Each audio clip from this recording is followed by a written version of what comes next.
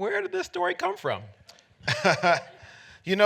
All of the movies that I make, I intend to make in this, genre, it, come from real fears.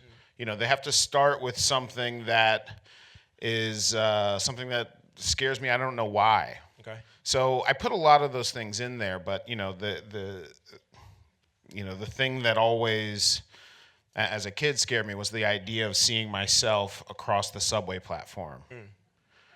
After and there's this underpass underneath the tracks, and seeing myself go into the underpass across the platform, and sort of wondering when I'm going to come out and face myself. And there's this feeling of like, there's this primal feeling with the idea of the doppelganger. Right. And I think it comes from this feeling like one of us must die. You know, Dark. it's just, well, you know inherently, right? There's only enough room for one of me here.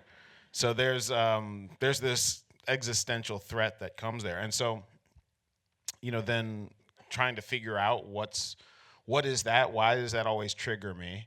And, I started looking at, ideas of synchronicity and mythologies of doppelgangers throughout history. And, just about every culture has some kind of doppelganger mythology. And I wanted to make this kind of like tribute to this idea of our shadow self. Which is what the doppelganger monster tends to be about. This idea of what all these things that we've suppressed in ourselves, that they're there and we don't face them. So this idea really came into focus for me when I got this idea of the doppelganger family, this family of four, and all of a sudden, the implications are just kind of exponential when you say, okay, this is not about my shadow self. This is about our shadow selves as a group. And that was like, okay, we gotta go on this adventure, and it sounds fun. How did you come to the project, and what was it like to be working on screen after that first experience in this project?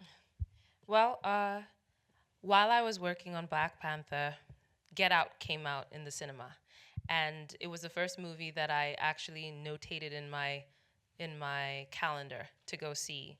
And I went to see it opening night, and I just could not believe it. And so I pulled my castmates from Black Panther to watch it with me a second time, and I ended up watching it 5 times in 1 month. Wow. I in every free moment, I was going to the cinema to see this film again and again, and each time I would see something new. And the conversations that came out of those viewings was so rich, and just exchanging theories and observations and everything. It was a kind of movie that you took with you out of the cinema, and you lived with it, And so I remember thinking, golly, I'd love to work with Jordan Peele one day. She played it very cool. when we met, to be clear. And Daniel Kaluuya, who was in Get Out and also in Black Panther, says to me casually one day, "Oh, Jordan Peele would really like to be in touch with you. Can I give him your email?" And I was like, "What? Why are you asking? Give it to him already." And so we got in touch, and then after the movie was over, we met for a general meeting. And you played it cool because he said, "I'm writing something. You might be right for it, or you might not." So it wasn't until a year later that I actually just received the script from my agent. There was no personal contact. It just came with the offer. And I was like, what? And of course, I read it immediately with the intention of saying yes. And then I read it and I realized, oh my God, I get to work with Jordan Peele twice in one movie.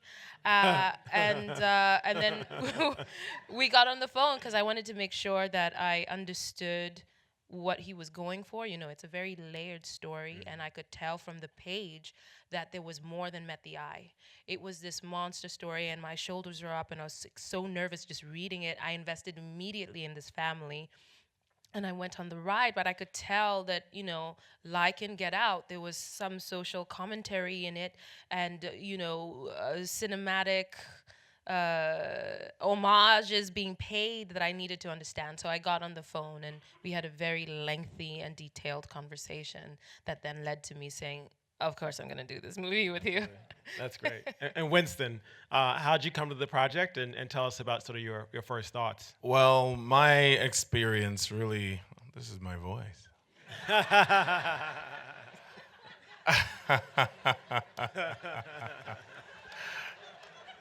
Well, my experience really mirrored Lupita's incredibly. So I was part of that group that she took to see Get Out, and we were all just sitting there in awe of all the moments, just being like, "Wow, he's really Daniel is an action star now." Our buddy, we're all just friends and we all see each other as just people on set.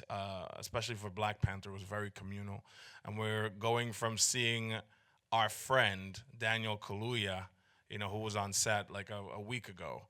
And we're looking at the screen and we're like, wow, he's now an action star. He's now an icon. Oh my God, look at that moment. He just saved himself with cotton. It's like, wow.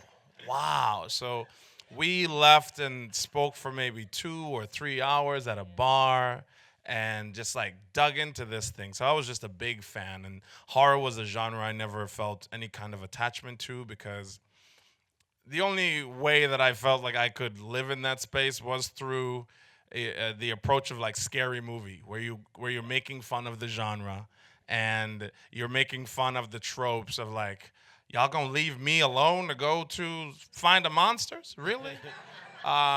So I never felt like I'd find my way with a sense of agency through that genre. So I wasn't attached until Get Out, and it changed the paradigm for me completely.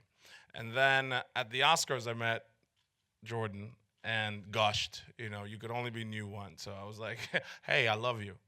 I didn't waste any time. I was like, "You're the man," everything.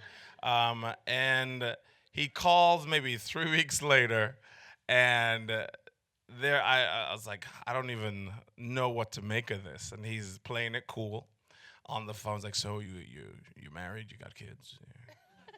You got a mother? You got a father?" I was like, "Yeah, I'm a person." I was hitting on. Oh no, he didn't. Let me make that clear. But yeah, and he was like, "I don't want to cloud or color this experience for you in any way, so I won't tell you anything about the project. I want you to go home, read it, and let me know if you're interested." I read it.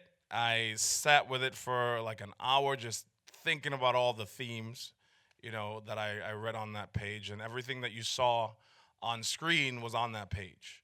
I think we just distilled it and whittled it down as we went on and throughout this process. But everything you saw was there. The humor in Gabe was present, and you felt the function of Gabe as the clown character, as the clown archetype. You felt all those functions throughout the script and as a through line.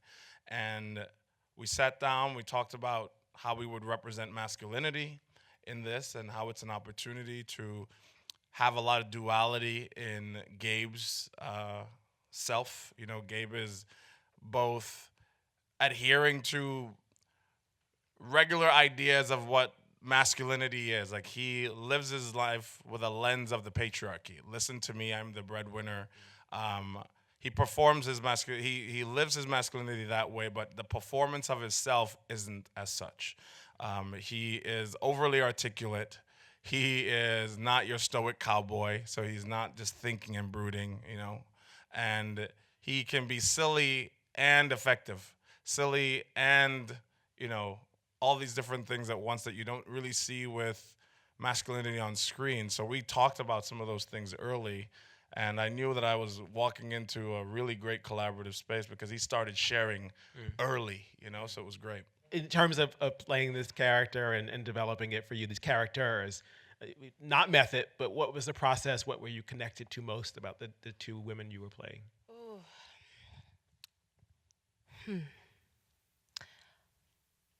What I would say is that it's not often that you get one meaty role. It's completely unheard of to get two in one film. And Jordan Peele wrote this film with the intention to have the story told from both women's perspectives.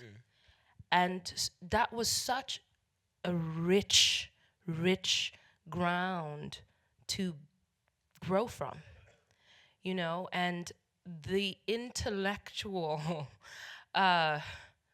what just like boxing match that had to happen in my head between us, you know, as we went along making this film was just, it tried me like nothing else. But what I appreciated was that, first of all, he wrote an extremely intelligent story and entrusted it to me. And, you know, in that, it forced me to rise to levels that I didn't even know were possible for me, you know.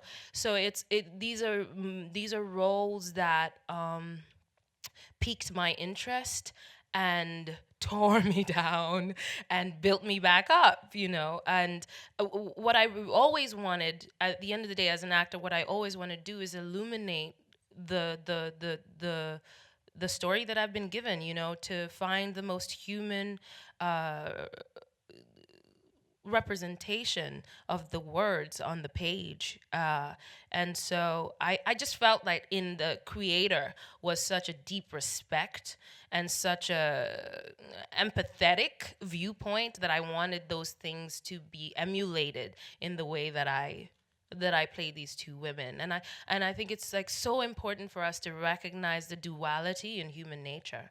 And that's at the core of this story, you know, this idea that, you know, there is light and dark in each of us. It was just so exciting to play that, you know, and to find the distinctions between the two and the things that brought them together, and just that emotional tension and how to embody it and express it. Ladies and gentlemen, please join me in thanking you. Jordan Peele, Lupita Nyong'o, and Winston Duke.